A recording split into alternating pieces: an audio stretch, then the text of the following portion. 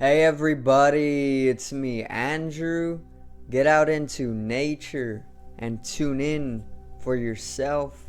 Resonate with the Earth's electromagnetic field via 432 Hertz, the universal frequency. Balance out psychologically and emotionally, and further strengthen your brain and your heart's coherence as well. Get a plant-based diet going for yourself today and nurture yourself right back into life. We are literally herbivores in nature. Further balance out your physical body's pH level and to get with alkalinity. Then you can generate some static electricity. Send me some love telepathically. Set attention to your mind and set intention to communicate. That is all there is to telepathy. You are now tuning in to great days.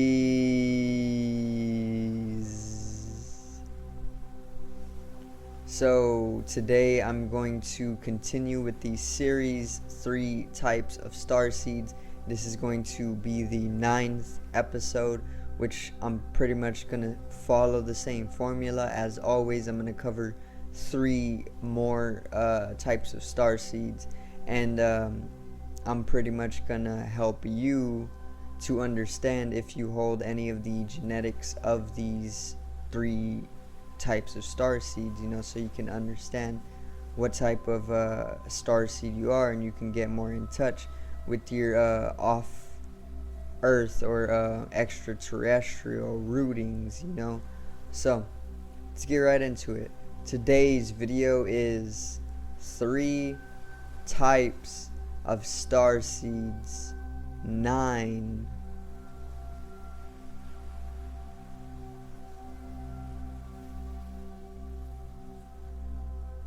Now,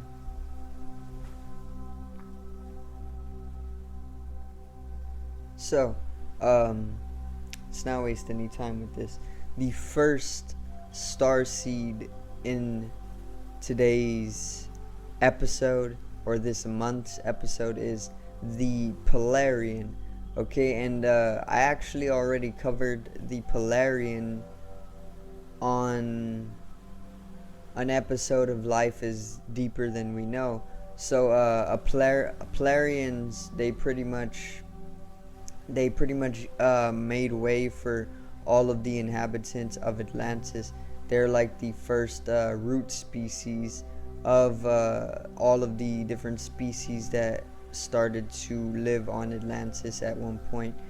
So they're pretty much like a source species, and they're etheric or ethereal beings, spatial beings.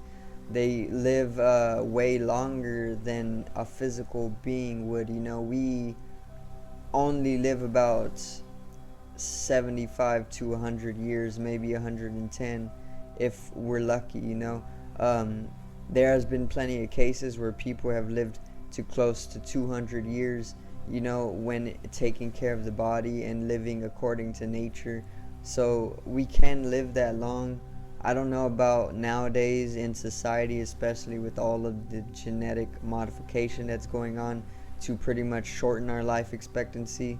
But etheric beings are able to live probably like thousands of years or so, because they're spatial beings, they're energetical beings. They don't use physical bodies unless they want to crystallize themselves into a different dimension or a different density of consciousness. So the Polarian, they come from the North Star Polaris, which is part of Canis Minor, I believe, or the Small Dipper. Okay, so their appearance, this is their native appearance, by the way. This is not how they look on Earth. This is how they would look on in Polaris. So They're very pale skinned, okay? And they are also said to be almost very translucent. So they have very, very pale skin, and they're very translucent as well, okay? And they have cat like features because they hold a lot of Lyran DNA, which I've done some content on Lyran. A Lyran is pretty much like a bipedal cat being, um, pretty much like a cat, but which is a humanoid and a little bit more cosmic in nature. Um, so they actually hold Lyran DNA, so they have very subtle cat-like features. Um, and they're also shorter than human, and have a lighter hair color too. So they come with like a platinum hair color, or like a blonde hair color, or like a white gray hair color, you know. And that's just a little appearance of the native Polarian. Now on Earth, they would probably take up this same appearance, but more mixed in with like a human, a human's appearance. Um, so yeah, we can get into the origin. Their origin is the North Star Polaris and the various different planets that are able to inhabit life or sustain life. Let me see. Their dimensional level is 5D and up, so they're fifth dimensional beings and up.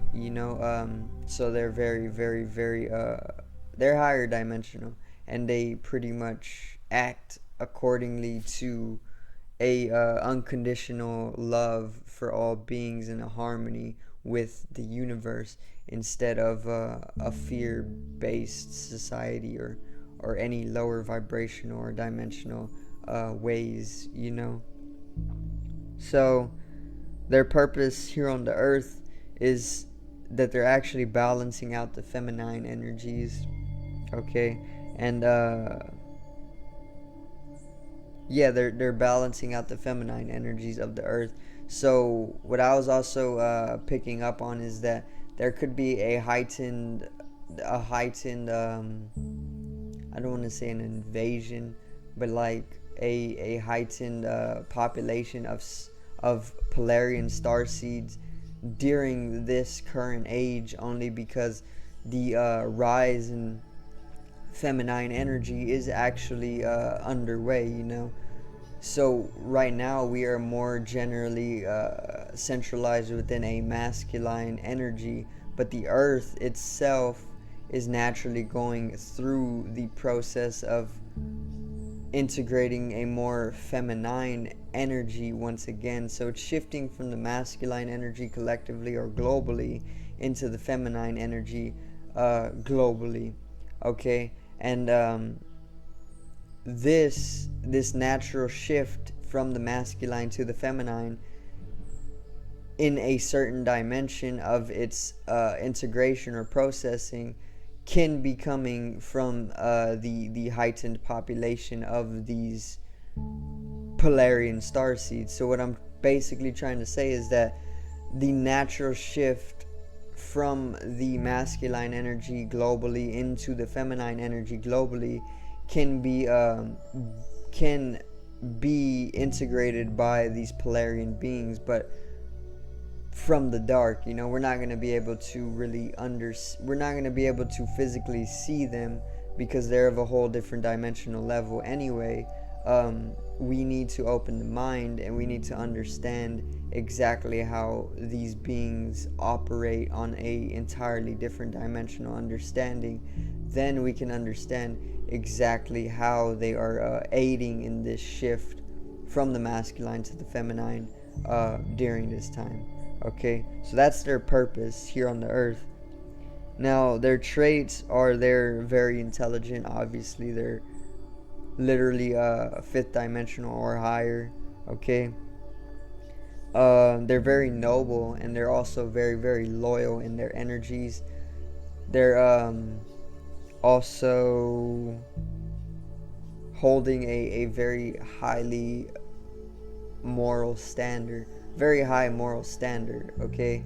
And they're very loyal, they're noble, and they're very, very intelligent peoples, okay? Um, they love knowledge and they love having new experiences, and they draw in knowledge literally from everywhere they can, as much as they can, okay? So that is concluding for now the Polarian. Maybe I will go in depth on the Polarian species in a separate video all on its own. I don't know yet, but yeah, that's a little bit on the Polarian. So let's get into the next one. The second star seed in this month's episode is the Agarthan, okay, or the Agarthian. You know, the Agarthan, the Agarthian. So the Agarthian is pretty much a being that originates from the inner earth. So there's this inner earth civilization, and one of the matrices, or one of the cities, shall I say, is named Agartha. You can pick up some literature on this. I've actually read a book on Agartha, and it was one of the most fascinating books that I have ever read in my life, okay? And this is what these movies, also A Journey to the Center of the Earth, are about. They're about Agartha and what it's like inside the earth, okay? So one of the cities inside the earth is called Agartha, and the beings who inhabit this city, Agartha, are known as the Agarthans or the Agarthians, okay? And their appearance, the Agarthians' appearance, would be very tall and slim, okay? So larger than humans, but they're also very slim, okay? They're very human-like. In fact, they literally are just another race of humans who are living inner Earth, you know.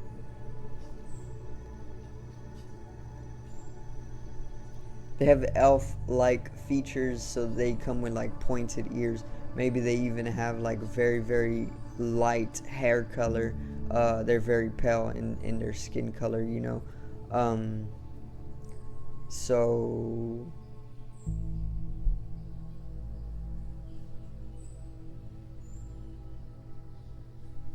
I guess you can also say that they're of like a height of, I would say, to 6-12 feet, maybe. I'm not entirely sure on that one, but yes, this is pretty much the appearance of a Agarthan starseed. So their origin, once again, is the inner earth. They come from the inner earth, okay? Their dimensional level is at least a 4th dimensional level and higher. I put 4 to 6 at least, but they're definitely a 4th because they use some of the technological phenomena that we on the surface are still trying to publicly bring out, you know, like the famous flying saucers that use a vortexal math in order to bring about anti-gravity for levitation. They use this stuff literally on the daily, you know. So that's 4th dimensional technology as well. So it's like they're of a 4th dimensional level because they're using these technologies that are seemingly science fiction on the surface still to this day, but all of that is real, okay? It's obviously coming from somewhere. We didn't just make it up, okay?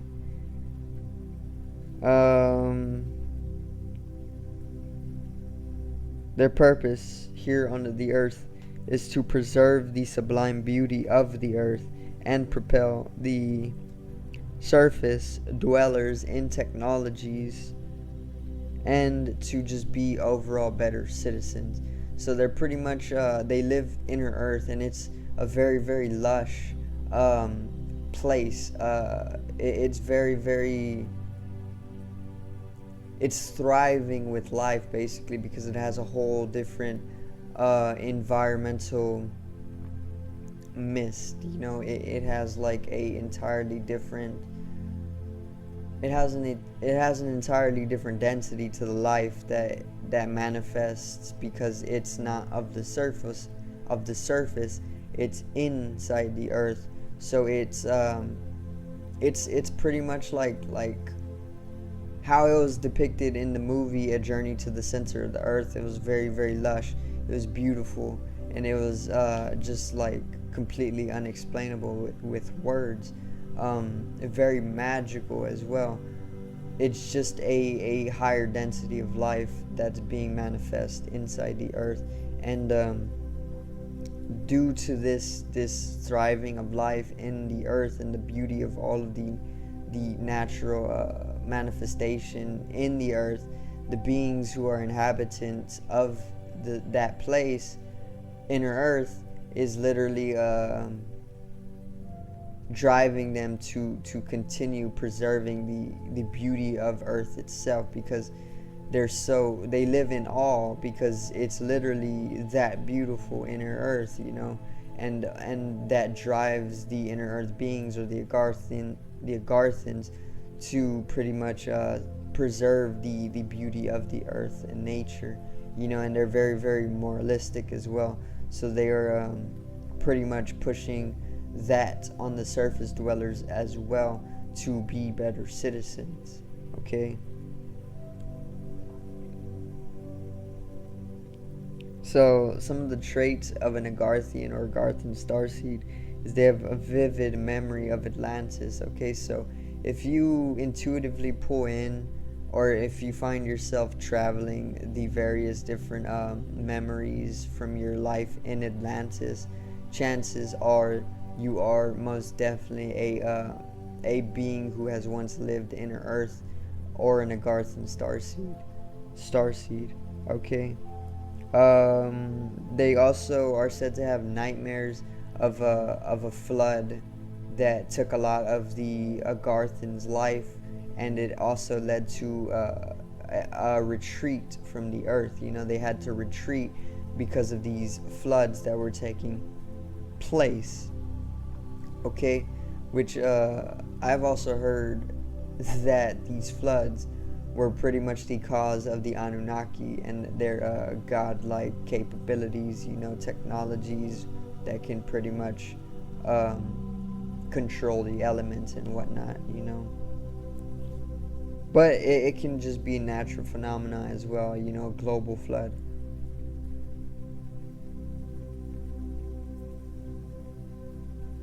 And they are also concerned with ecological and environmental issues.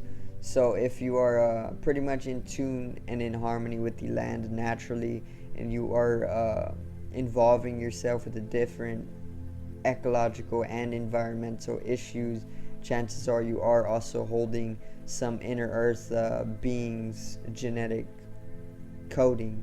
An Agarthan's DNA is within you. Okay, so is going to conclude it for the Agarthian or the Agarthan starseed in this month's episode. Let's get right into the next one. All right, so the next type of starseed in this month's episode is the Zeta Reticulian, or the Zeta, or even the Gray, or the ETs. Okay, so I have talked about the ETs, or the Gray Aliens, or the Zetas a number of different times here on the channel, because they're so heavily populous on the earth nowadays, and it's just so that this heavy population of them is pretty much bringing in that consciousness of my genetic coding of a Zeta, and it's allowing me to express further on the Gray Alien. So basically I'm saying that I am a Zeta starseed, basically.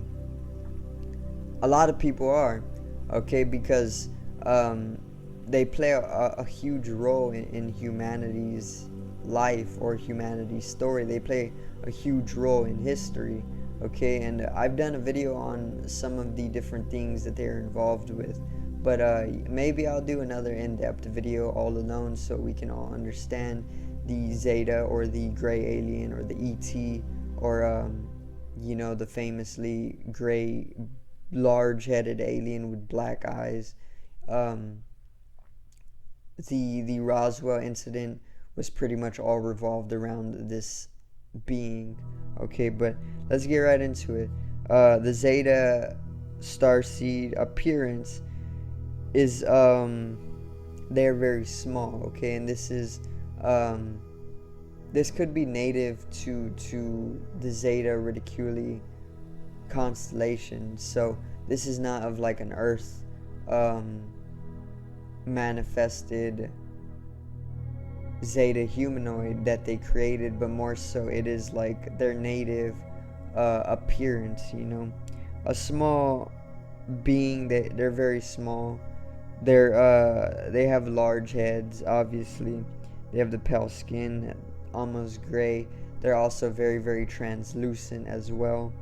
Okay, they're very electrical, so you can pretty much see the electrical inductions taking place throughout their body. Okay, and I guess if we talk on their involvement on the Earth, in the way that their Earth appearance, because they take different appearances in order to actualize a preserved life in different places. It's like they have a native body, right? When they're in their constellation, they look this certain way, and when they come to manifest themselves on the Earth, they look completely different, because the body that they use on their home planet requires a completely different makeup in order to be able to exist on that planet. And Earth is completely different, so they need a completely different body in order to manifest their existence on the Earth. It's like taking a buggy, right? Like a car, a buggy, or it's like taking a sports car and trying to go off-road with it. It's not going to work. You obviously need a completely different vehicle to travel off-road, and it's the same thing with these beings. They need a completely different body to manifest their existence on a completely different terrain, you know. So this is why one species can have a lot of different appearances, because they change their appearance all the time in order to exist on various different dimensions, various different planets, various different universes, you know. But yeah, they created the Zeta Reticulians, or the gray aliens. They created a human hybrid. So they started breeding with humans, or they started experimenting and creating human Zeta hybrids, because they could not breed anymore with each other due to some type of law of karma that was actualized with their coming to the Earth. And therefore they then started to sustain their species and their purpose on the Earth. They started creating these human hybrids with their DNA, and now there's just an abundance of these humanoid hybrids. So a lot of us humans nowadays are holding the genetic coding from the Zeta Reticulians, or the gray aliens. Okay, and that humanoid's appearance would pretty much just be more of a human, you know, like a regular human, but they would pretty much have like maybe a larger brain, not overly large, but a little bit larger of a brain. They may be very, very pale in skin color. They may have very, very dull noses, you know, like in the way that their noses may not be so defined, but more so just like a little less defined. It's not a large difference from a human without the genetic coding of these gray aliens, because they made it so that the expression or the form would not be manifested or altered too extremely, because then it would just give away everything. Everybody would know that okay, this guy is different if they did it that extremely. So they did it very, very subtly. They originate from the star system of Zeta Reticuli. Okay, Reticuli. Their dimensional level is at least a fourth or even higher, so fourth dimensionality. Their purpose is to rid the Earth of galactic destruction or destructive forces and dissolve their own karma. So what I had read in the past is that the reason the Zeta Reticulians actually came to Earth in the first place is because there was some things that were going on the Earth that was pretty much destroying some of the planets in Zeta Reticuli.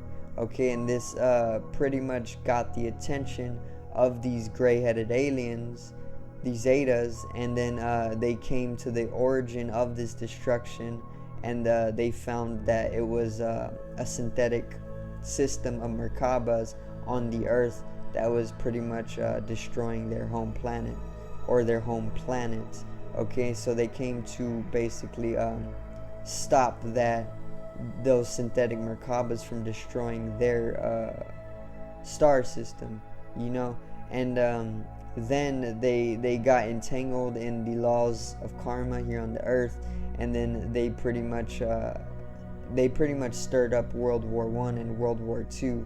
Okay, and then by the Galactic Federation, they were set to stay on the Earth to pretty much dissolve away their karma for doing so. So it's definitely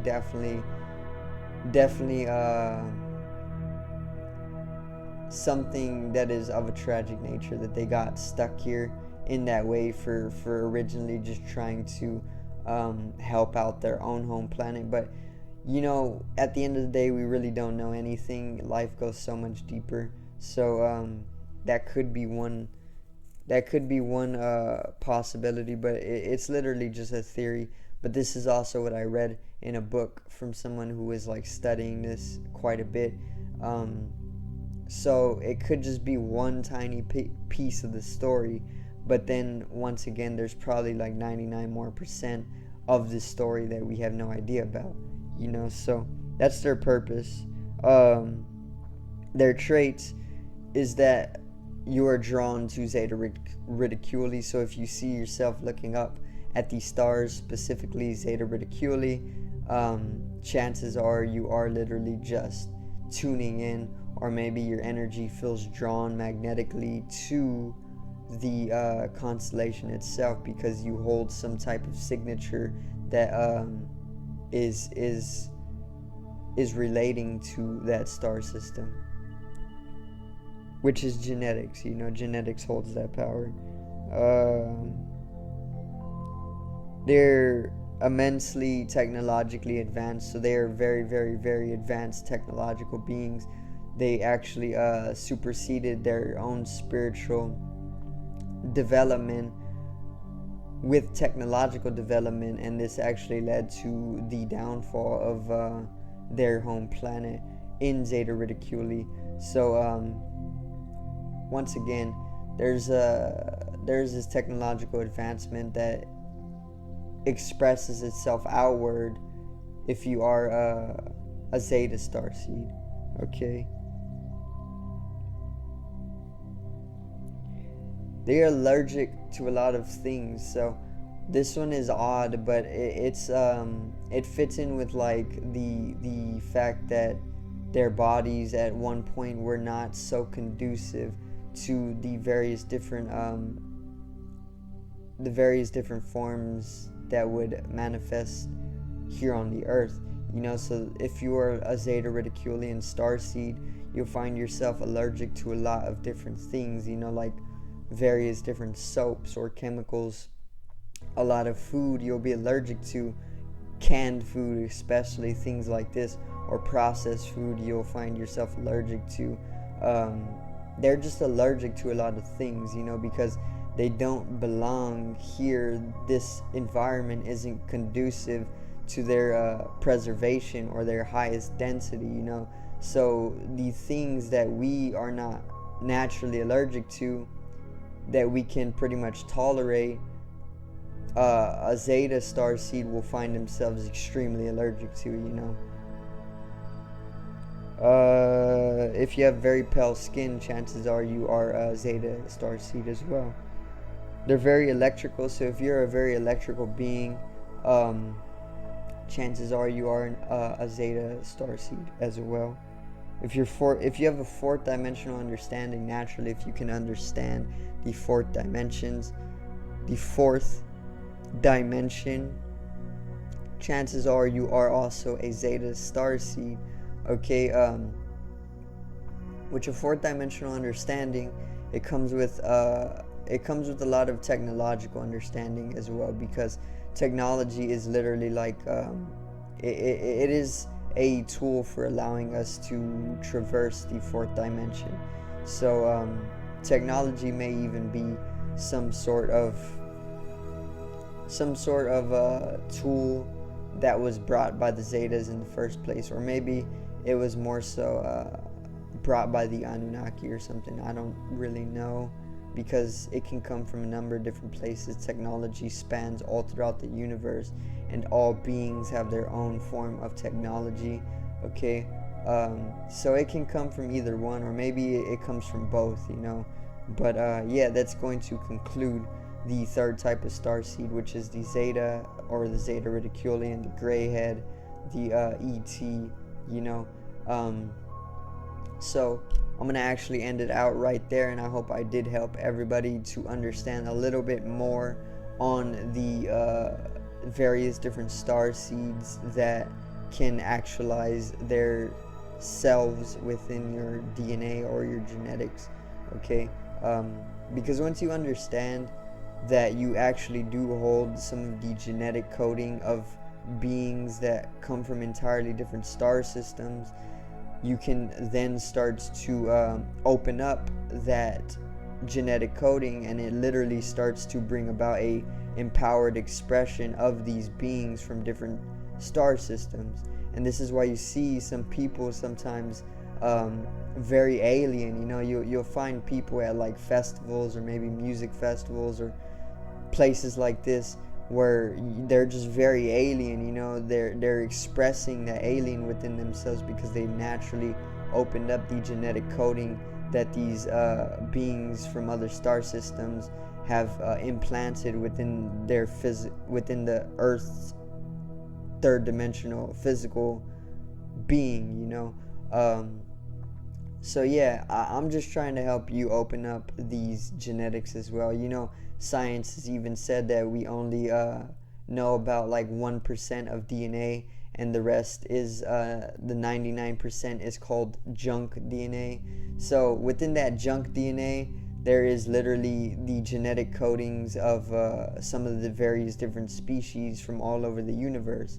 And that's why they call it junk DNA, because they don't want you to know that you have these genetic codes within you from all over the universe, because if you start to play with that, if you start to open it up with your understanding, then you will literally start to bring about paradigm shifts to the earth, like Nikola Tesla did. Nikola Tesla was also in communication with extraterrestrials. He said on a number of different occasions that he was in communication with ETs, and this is what allowed him to change the world with his inventions so paradigmally, because he was in connection with the gray aliens. Okay, so they spoke to him, and they gave him the understanding of a fourth dimensionality, which allowed him to pretty much manifest things like free electricity and global Wi-Fi and other things like this. But that's also why they assassinated him, because he was changing the earth way too rapidly, but that's the power of a fourth dimensional being, okay? And these zetas are fourth dimensional, okay? So that's going to conclude the video once again for today on 3 types of star seeds, episode 9. So do thank everybody for watching, and I hope you did enjoy the video today. Make sure to subscribe over here to the left of me and help me reach 100 subscribers. Drop a like on the video to the right of me and support the channel once again. Generate some static electricity from the etheric body or the spatial body. It needs to be strengthened and realized for the collective rise in consciousness. I love you, everybody. Have a great day and peace out.